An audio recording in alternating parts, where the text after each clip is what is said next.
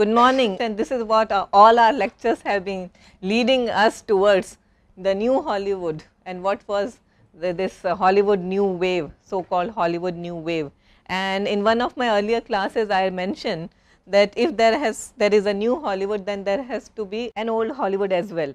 So what was that old Hollywood? Classic Hollywood. Okay, any other term for that? Good, golden age of Hollywood.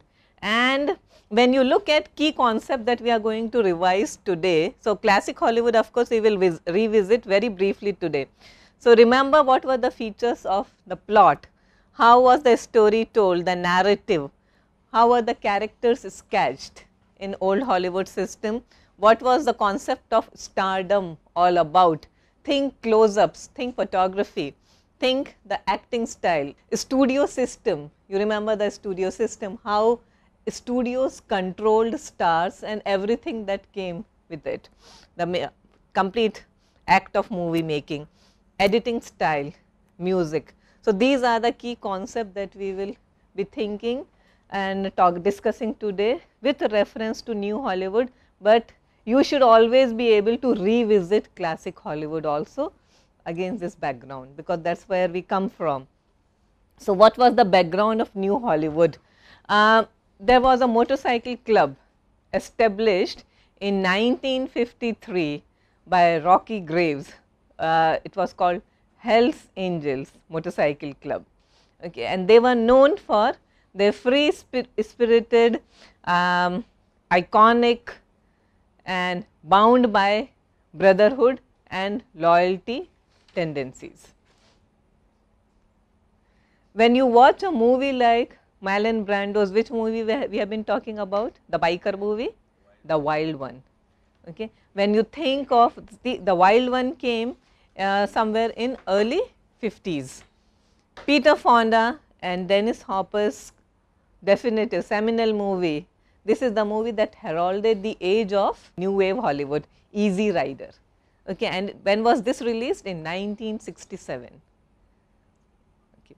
But biker movies were nothing new. We had The Wild One, and after that we had several B category, the so called B movies of biker genre.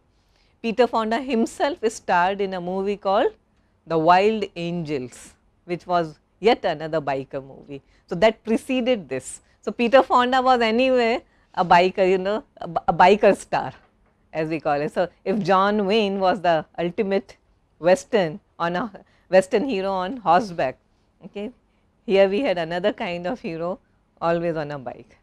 So that, and Dennis Hopper, let me tell you, hated bikes, okay, as much as Peter Fonda loved them. You know, Peter Fonda comes from Hollywood royalty. His father is the great Henry Fonda and sister is another great Jane Fonda. Okay. So that's his background. So this is one thing that ushered in the era of the new Hollywood movement. So why are we interested in Hells Angels and motorcycle clubs, things like that? Because they suggested free spiritedness, okay, and that's how we will get, yeah, that's what Hollywood new wave was all about, how it came about. Now that was also a period when certain cultural revolutions were taking place in America, and the music scene, who were the people in foreground? Bob Dylan and the Doors. Okay. So that is one thing, the kind of music they wrote, the kind of performances that they excelled in, it all suggested a revolution of sorts from what was happening before. Elvis Presley, many people quote Elvis Presley also, but he was very tame, very orthodox as compared to these people. Elvis, after all, apart from his dance movements, he was quite conservative. He upheld the traditional values and beliefs, but not Bob Dylan, not the Doors. So that is the importance of that, the period, the music of that period. We also had people like Rolling Stones, Mick Jagger, David Bowie and Andy Warhol, the ultimate in cool, okay, in popular culture, in popular art. You know the Campbell soup cans, the entire story, yeah. If you do not know, please do that. The Marilyn, the Elizabeth Taylor prints, Okay, Google Andy Warhol and you will understand. So, that is another name that you should know. In popular culture, now we are talking about pop culture and Andy Warhol. That is an important name. So, influence of these people. So, we are going towards this kind of cinema and we are looking at the socio-political historical context in which new Hollywood cinema can be located.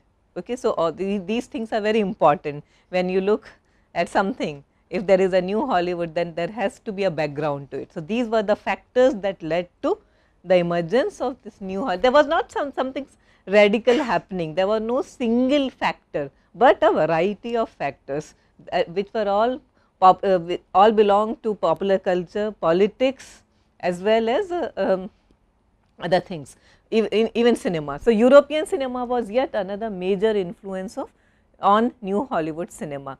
For example, Blow Up. Blow Up was a cultural revolution in terms of cinema. Of course, we had 8½ by Fellini, of course, we had Godard, but then Blow Up by Antonioni was his first English movie in English language. It was made in Britain with British actors.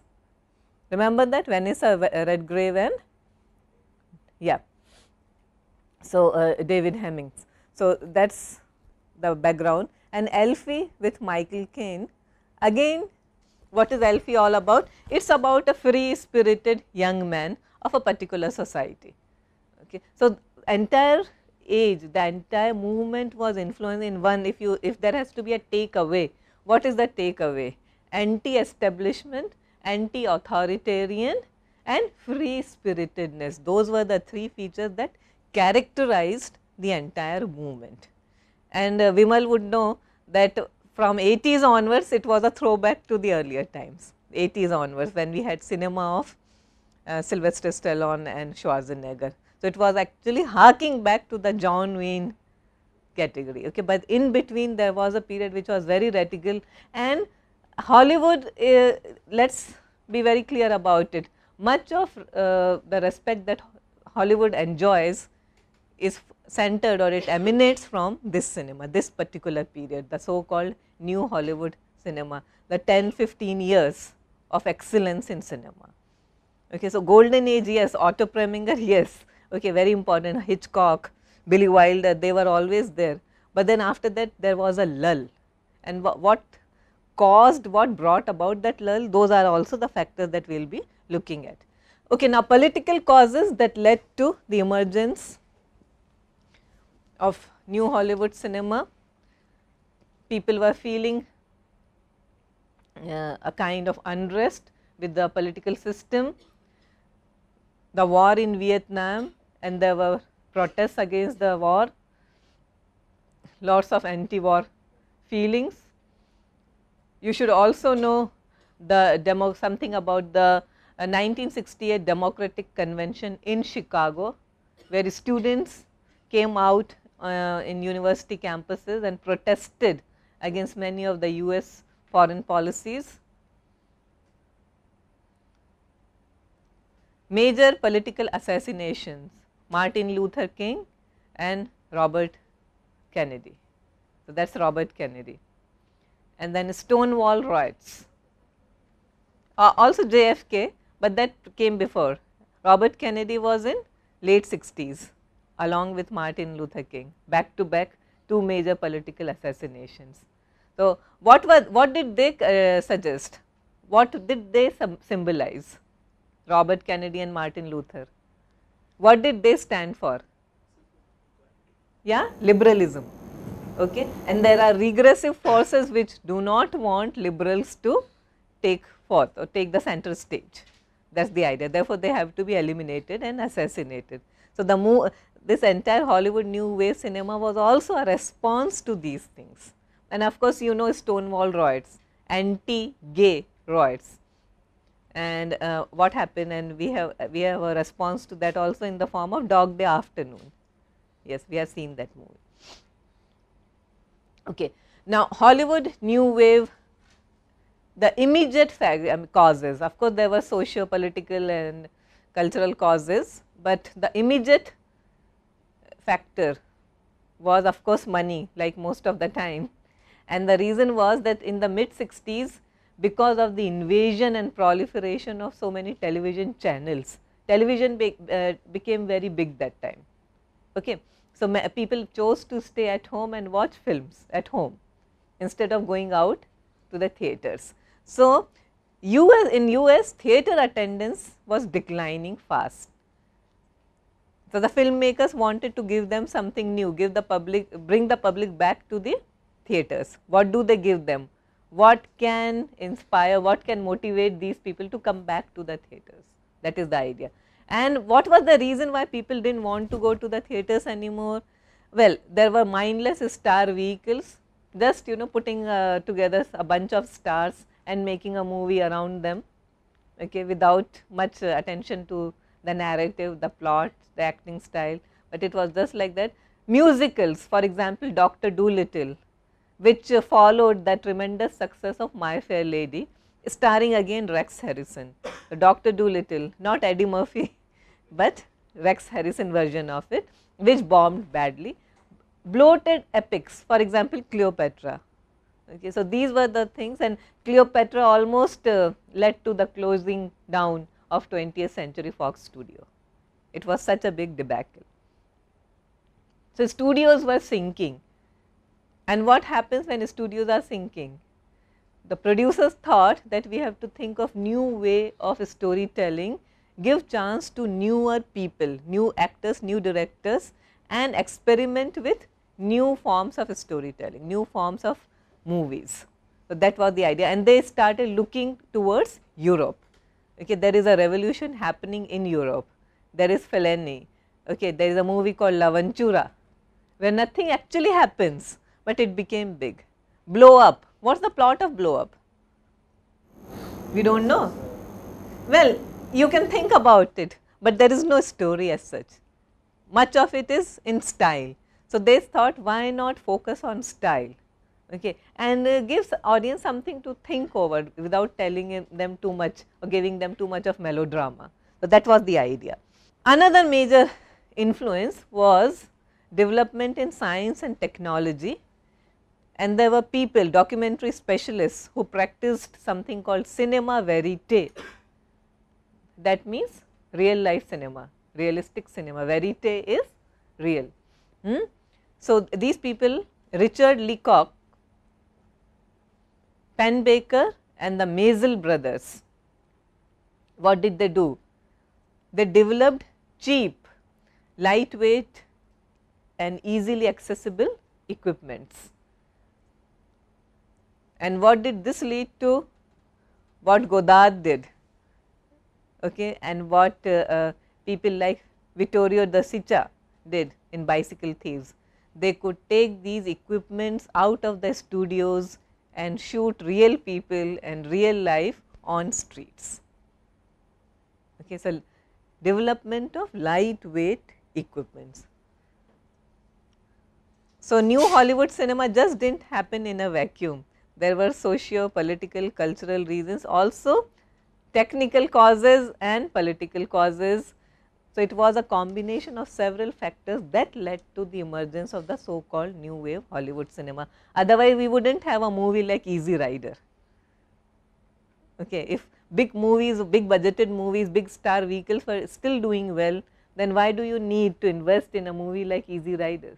Okay, that is the thing. So, Easy Rider is at the center of the entire movement.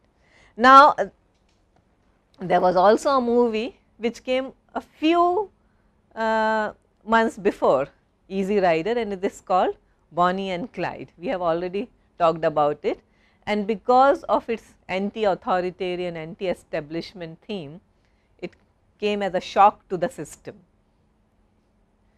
Andrew Sarris, who we have already discussed, he referred to the movie as cinema of alienation, anomie, anarchy and absurdism, but all these things in very positive context. And who was Arthur Penn? The director, and he famously said, we are in the Vietnam War and that is the way movies have to be made. This film cannot be immaculate and sanitized and bang bang, it has to be bloody. And why should it be bloody? Reflects the sentiments of that period. Okay, so you can't just have a gunshot, you just hear a gunshot somewhere on screen and then see a long take or long shot of a dead body without any blood. That is how murders would be shot on screen. You were talking about Laura and Otto Preminger. It is about a murder that happens. Okay, Laura is supposedly murdered. You never see any dead body, you never see any bloodshed. You just hear a gunshot going somewhere. Okay, that was the maximum violence. The Big Sleep was considered a very violent movie for its times. Howard Hawks' The Big Sleep. But where is the blood there? So here the movies cannot afford to be sanitized anymore. Why? After all, there were world wars, the First World War, Second World War, then also. So America had been through serious bloodshed. All these movies were in one way a response to the Vietnam War. Taxi Driver, Deer Hunter, Apocalypse Now of course goes to the heart of the action. So this is the movie 1967, Bonnie and Clyde, Warren Beatty, Faye Dunaway, directed by Arthur Penn. Robert Towne worked on the screenplay of Bonnie and Clyde. At the same time, you also had a movie like The Graduate, again extremely anti-authoritarian, starring Dustin Hoffman and Bancroft, directed by Mike Nichols. The first wave directors, here you see a still of the great, which director is he? John Cassavetes. He was also an actor. He was the leading man in which movie?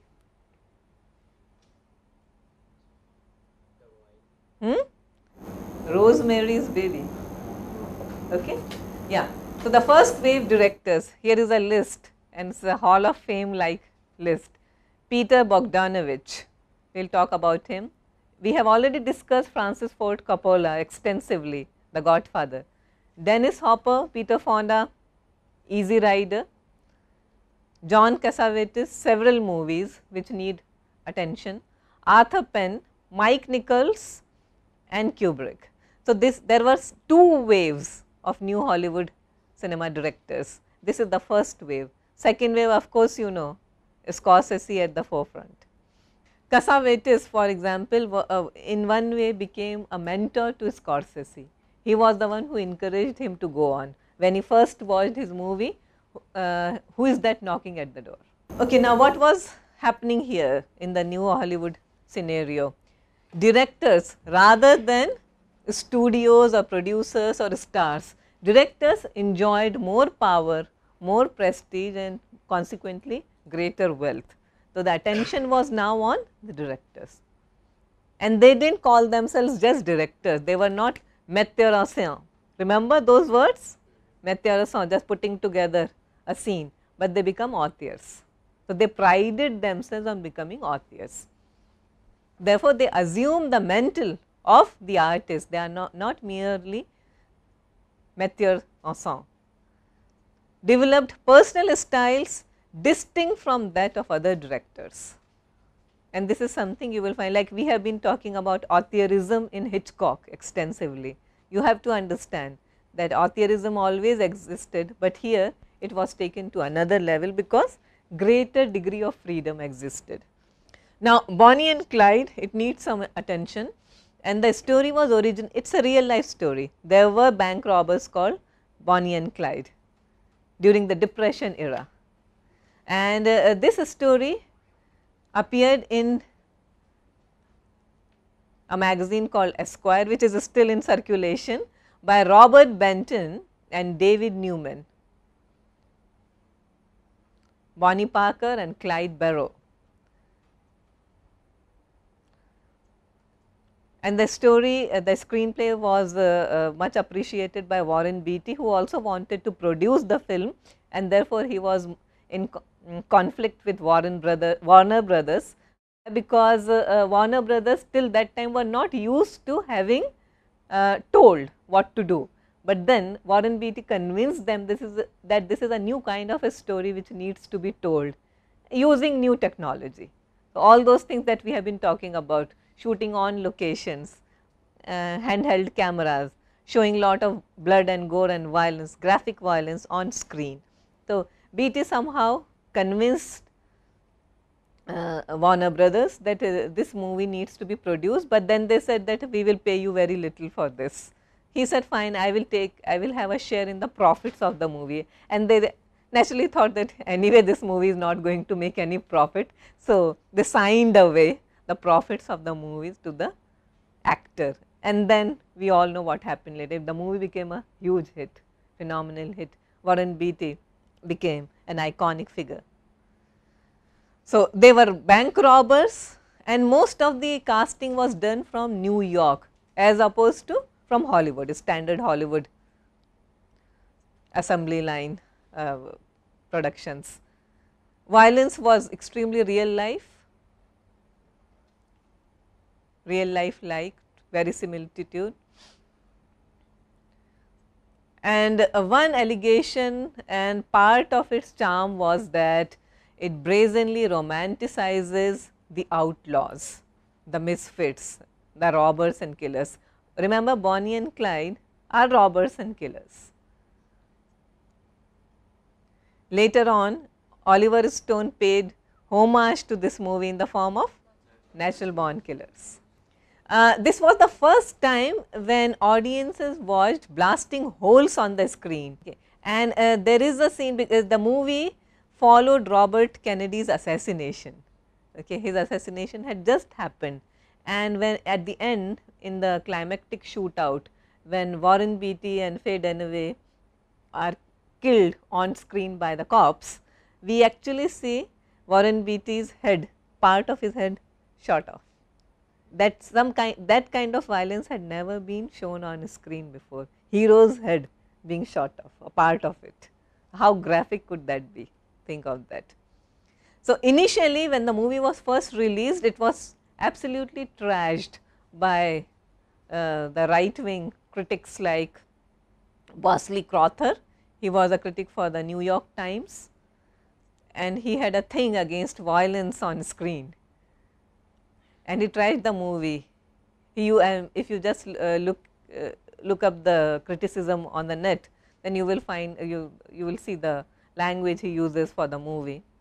However, another esteemed critic, Pauline Kael, she helped revive its fortunes, its prospects. So, the movie was re-released, and then it went on to become a blockbuster, because Pauline Kael liked the movie a lot, and but see, so that is the reason early in one of our earlier classes we have been talking about how important film writing could be, writing about films.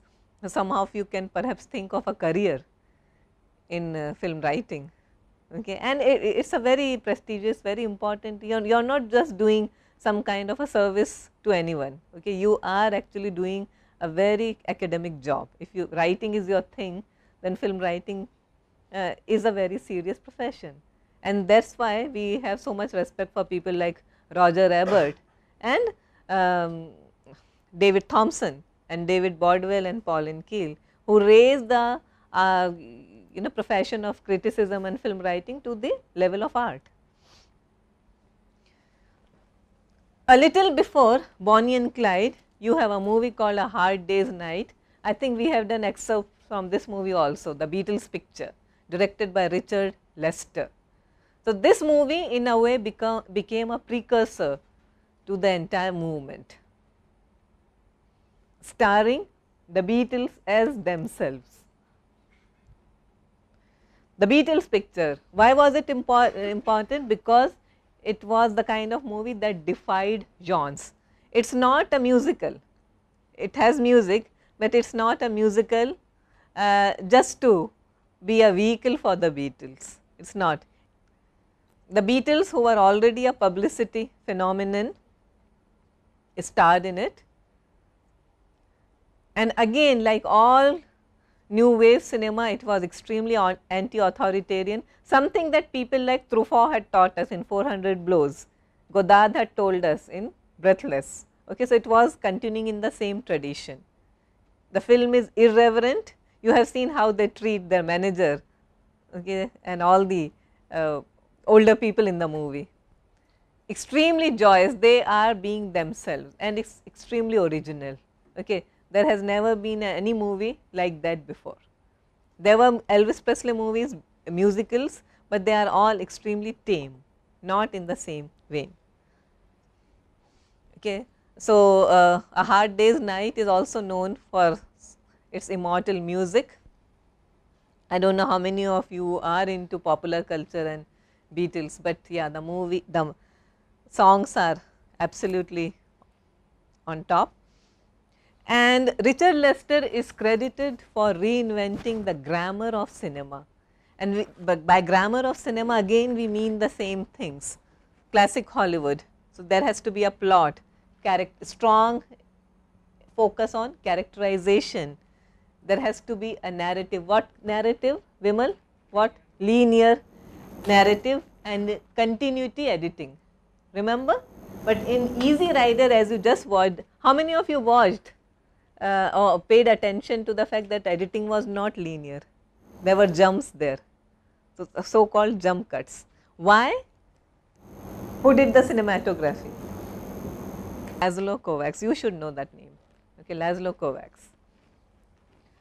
Okay, so you have things like the movie has documentary look, something which was unheard of till then. Used handheld cameras, and so much of shooting was done on location. Quick cutting, overlapping of dialogues, intercutting of dialogues. The Beatles are always interviewed on the run, and they are chased by fans as they are running on the streets. And music is under documentary action. So, it is almost like it is a documentary on Beatles, but it is not. But the feel is that as if it is a documentary, and it is shot in black and white in the times of color. So, that is about the background, that two major movies that heralded this new wave Hollywood cinema. One was A Hard Day's Night, and much more graphic, much more forceful, Bonnie and Clyde. Now, from here we come to key people of New Hollywood period, BBS. 3 names: producer Bert Schneider. Now, usually in this course we have not been talking about producers all that much, right? We talked about a studio system. We also talked about, to an extent, Cecil DeMille, or David Selznick, Gone with the Wind. So, we have been talking about some studio moguls, but we have not been talking too much about producers and how important producers were in fostering the new Hollywood wave. So, Bert Schneider is at the top. He was a producer, and they had a company called Ray Burt Films, which produced Easy Rider. Bob Rafelson was his creative head and all his partner, his friend, and also director. Steve Blonner. So, BBS comes from Bert, Bob and Steve. BBS. It was a company that enabled directors to make the kind of films they want to without interfering and without trying to control them creatively. So, they are often credited for ushering in the cinematic renaissance of the 60s. So, BBS is a name that you should remember. The great Bert Schneider, very colorful personality, known for several things, extremely innovative, extremely bold. So, Bert Schneider, who won the Academy Award for making the best documentary, recently passed away in 2011 and came into the limelight with his production of Easy Rider. Bert Schneider had originally made his money by producing a television series called The Monkees, which was based along the same lines as A Hard Day's Night. It was a musical television serial starring 4 young men who would sing songs, and their lives are almost in the same vein as the Beatles. They were called the Monkees, and it was a smash hit, and they made pots of money from the Monkees, and then went on to produce some serious cinema. So, what did they do? They encouraged the kind of cinema that demanded improvisation, breakdown of the linear editing system, quite Brechtian by the way they broke the fourth wall, and free flowing loose narratives. Did you find that in Easy Rider? Free flowing narrative? Is there a narrative in Easy Rider? You have watched the movie, Vimal. Is there a, focus on him please. Is there a narrative in Easy Rider? How much of it? I mean, is there a very strong plot? Is it plot driven? Well, in terms of narrative closure, maybe not. Huh? Well, it's a road movie. Okay, you can't say that Easy Rider has a narrative because they never had a screenplay of that movie. Okay, it was all improvised, done on location. They didn't know what they were doing. Okay, they would just go shoot a lot of stuff on streets, and then at the end, Bert Schneider sat down and edited it out. Okay, and the kind of movie that we see, if there is a plot, it's thanks to Bert Schneider's efforts, not because of Dennis Hopper. Okay, so Bert Schneider, the producer, did the editing. He was an extremely talented person, and he took complete control over the movie, because Dennis Hopper obviously was not that balanced enough to take control of such a monumental task like editing, and Bert Schneider did it. So, you feel that there is a plot, but the fact is that there was no story, no screenplay. They worked without any screenplay. Although in the titles you find that 3 people are credited with the story: Peter Fonda, Dennis Hopper, Terry Southern. They must have done something. They must have thrown around a bit of ideas here and there, but there was no screenplay. So, fluidity, that is what we are talking about, fluidity and free flowing narrative, which was again, that was pioneered by European filmmakers. By the same logic, I can even tell you that Breathless does not have a narrative. It does not have a closure, it does not have a narrative. It just flows. Yeah, basically style is at the center, okay, rather than plot. It is more about the kind of signature that you will leave behind, rather than creating a story, unlike the Howard Hawks of the world, people who were extremely talented, but they were told to do a story. Okay, this is a story, stick to this screenplay, make a movie out of it. New wave directors did not believe in that. It may appear very shocking to you how such great cinema came out of such indiscipline, but that was the kind, that was part of their innovations. Okay, and BBS then went on to direct a list of great films of the Hollywood New Wave era.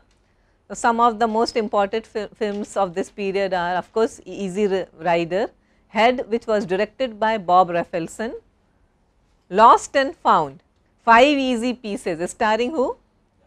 Jack Nicholson. It is very European in nature. Drive, he said, directed by who? Drive, he said, directed by Jack Nicholson. A Safe Place, The Last Picture Show, we are going to talk about the film. The King of Marvin Gardens. So, that is the BBS list, very avant-garde-ish, very experimental kind of cinema. And when you get your Coppolas and when you get your Scorseses and someone like Peter Bogdanovich, then you have to credit the BBS people for this.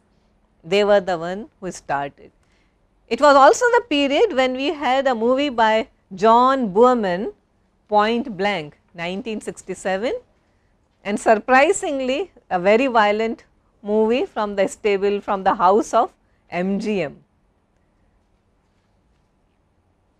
It begins with a shot of a battered and almost dead Lee Marvin It's extremely brutal, very oblique, and most unlike any movie that came out of any old studio system. But that was a period when the studio had thought that we have to encourage this sort of cinema in order to survive. Therefore, a movie like Point Blank came out. So, even old guard started rethinking, renewing their strategies. That is the idea. Kubrick's 2001, if you have watched the movie, you will know what I am trying to tell you, extremely avant-garde-ish. Is there a plot? I am talking about the plot that we were used to in the golden age of Hollywood. Do you get that kind of plot in Easy Rider or Drive, he said, or 2001 A Space Odyssey? You do not. It's, remember, cause and effect, always go back to that. Do you find that cause and effect thing here? Forget the closure, of course there was no closure in all these movies, but things did not happen because of that cause and effect model, a complete disintegration of that earlier model. Therefore, golden age is golden age because there were strong stories, emphasis on narratives and plot, not here. Cassavetes.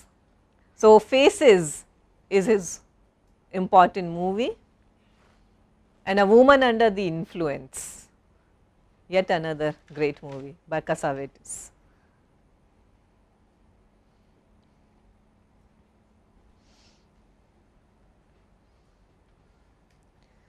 New Hollywood cinema characterized by a growth of independent, the so called indie cinema, right Vimal? You keep on talking about indie cinema.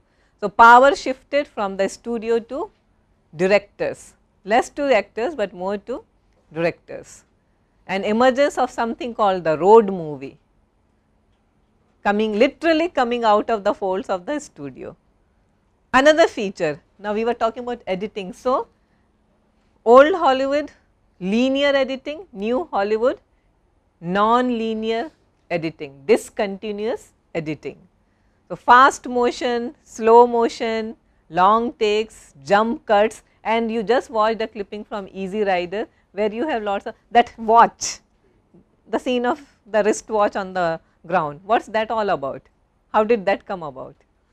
Jump cut. We will go back to that scene later on in the movie. So, watch the film. So, editing was no longer unobtrusive, but called attention to itself. An emphasis on sync sound method, that is recording the sound while filming the picture and not dubbing. In India for a long time we had dubbing, and we also had dubbing artists. Heroines, they just look pretty, but they can't speak, they have no sense of dialogue delivery. So, you use them for their dancing skills and for their beauty and get the dialogues dubbed. Anyway, they did not have much to do in the movie. So, a dubbing artist would dub all their dialogues. So, that was something that continued for a very long time. Okay, Clute by Alan J. Pakula, 1971, Jane Fonda, Donald Sutherland. So, those were the stars of that period, and again it deals with the theme, and voyeurism and theme of surveillance becomes very important in new Hollywood cinema. Why surveillance is so important? Vimal, can you tell me? The Red Scare. Okay. It was there to an extent, Cold War and all, but he is thinking of that. But one very immediate factor, Watergate scandal. Okay. So, therefore, paranoia in American society, all of us are being spied on. So, voyeurism, surveillance, avoidance of closure, satisfactory closure, openness, ambiguity even about characters. So, no more good and bad people, but very morally ambiguous people. That is something you find even in Hitchcock, but now more and more widespread, more and more common. Conversation by Coppola, again along the same lines. Coppola was following, it is one of his most personal films. So, he was following the Watergate break-in scandal and deals with the theme of surveillance. Gene Hackman is Harry Cole. And movie is again less about plot and more of a character study of the man. It is about him and what he goes through, the alienation of a man whose job is to spy on others, that is all. The famous toilet flushing scene is a homage to the shower scene in Psycho. Have you seen the conversation? Have you? Okay, so we are told that a murder is taking place in the hotel room next door to Harry's. He does not want to interfere, he does not try to stop the murder. Later on, much later, when he enters that same room and flushes the toilet, it overflows with blood, and that is a very shocking image. Another important director of that period, Mike Nichols. First major film, successful film was Who is Afraid of Virginia Woolf, Burton Taylor, based on Edward Albee's play. He became a hotshot director following the success of The Graduate, and then Carnal Knowledge with Jack Nicholson and Candice Bergen.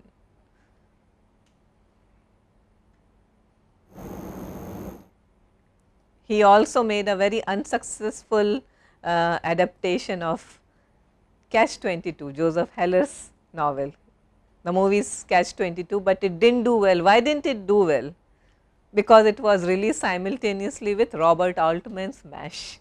And look at the way MASH deals with war, and Catch-22 is quite tame as compared to the complete irreverent treatment of MASH. Peter Bogdanovich, another important, very influential director of that period. He is also film writer and a scholar, and Who the Devil Made It. It is an anthology of interviews with Orson Welles, John Ford and Howard Hawks. You know these people, right? By now you know all these names. He wrote a book called John Ford. It is a biography and a study of John Ford's works, 1978, and this is Orson Welles, 1992. So, books by Peter Bogdanovich, who is best remembered for his The Last Picture Show, Jeff Bridges and Sybil Shepherd.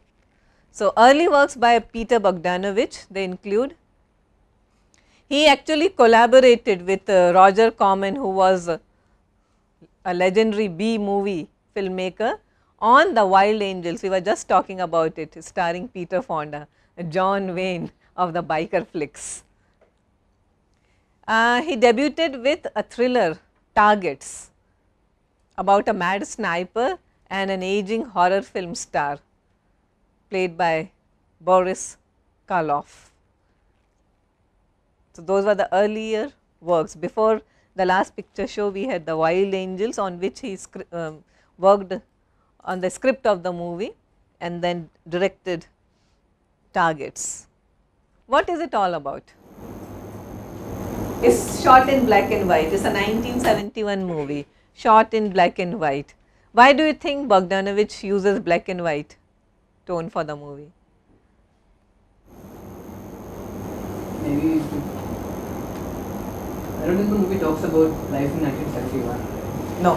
So maybe it's a homage to the era in which the movie is filmed. It is a throwback, it is a nostalgic piece. Therefore, perhaps he needed that kind of look.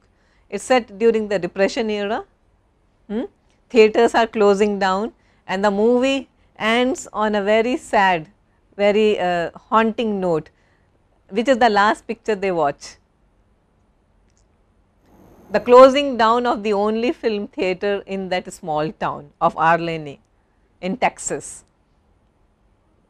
The things are so bad that they have to shut down the only theatre, and this theatre was once upon a time a haven, a place for escaping, but now things have become so bad that they have to close down the theatre. The Last Picture Show. Which is the last picture they get to watch? The Red River by Howard Hawks. Again, this is a homage by a fan, Peter Bogdanovich, to Howard Hawks. Red River is starring John Wayne and Monty Clift. So, shot in black and white, and the movie has a very sparse, very dusty look. If you watch it, it's not at all a pretty picture. Yeah, it says a lot of serious things. Basically, it's like that coming of age movie, but then it's a very sad, very somber take on coming of age thing. And of course, it has Peter Bogdanovich belonged to that group of directors who were heavily influenced by the European style of filmmaking. So, themes of loss and alienation, again you find this in this movie as well. Peter Bogdanovich's other successes included What's Up Doc, it's a comedy, Barbara Streisand and Ryan O'Neal. Paper Moon, real life father-daughter combination, Ryan and Tatum O'Neal. Tatum O'Neal became really big after this movie. She was called on stage to present the Academy Awards to Robert De Niro for Raging Bull. I am sorry, not for Raging Bull, for the second Godfather. Yes. Peter Bogdanovich went through a very bad patch, but are you familiar with this movie, The Cat's Meow? It's like, you know, gaining some lost ground, but happened much later in 2001. The Cat's Meow starring a very young Kirsten Dunst, and it is a piece of historical conjecture where William Hearst, you remember William Hearst from our Citizen Kane, yeah. So, he is on a yacht where he has a group of celebrity guests including Loela Parson and Charlie Chaplin. They are going for a just getaway to Catalina, and then there is a murder on yacht.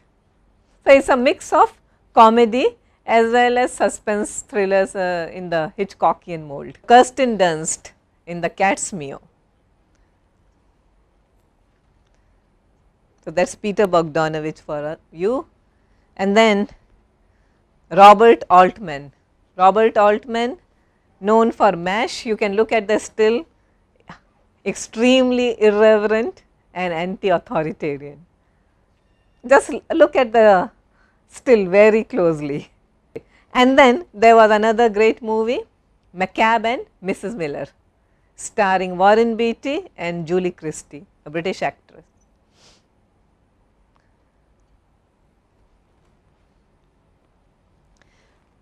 Altman's most prestigious movie is Nashville. It is an ensemble cast, it is a musical, and it is also an extremely political movie without explicitly stating its politics. So, Nashville. So, those are the three must watch of Robert Altman: Nashville, McCabe and Mrs. Miller. Do you know the story of McCabe and Mrs. Miller? The hero is a gambler, the heroine runs a brothel, and it is set in 19th century. So, the movie was shot extensively on location in Vancouver, and they would have all these snowstorms, and Warren Beatty would insist on several retakes throughout the movie. At the end, the story demands that he be killed, and he is shown buried in snow, and Robert Altman wanted to have his final revenge on Warren Beatty, and he called for 31 retakes for that shot, because throughout the movie Warren Beatty had been demanding too many retakes. No, I am not satisfied with this shot, let us redo it all over again. So, he drove Robert Altman crazy with his demand, persistent demand for so called perfection, you know, actor's vanity. He was huge after Bonnie and Clyde. Okay, so, Robert Altman had his sweet revenge, and when Warren Beatty had to shoot his death scene buried under snow, he made him go through any number of retakes. He said, no, I am not satisfied with this, let us redo it again. After that, Beatty, I am sure, never demanded a retake. Okay. The movie was critically acclaimed, but did not do very well, but today it is an iconic movie, a cult classic. So, at this point we end, and we will meet now next week. Thank you very much.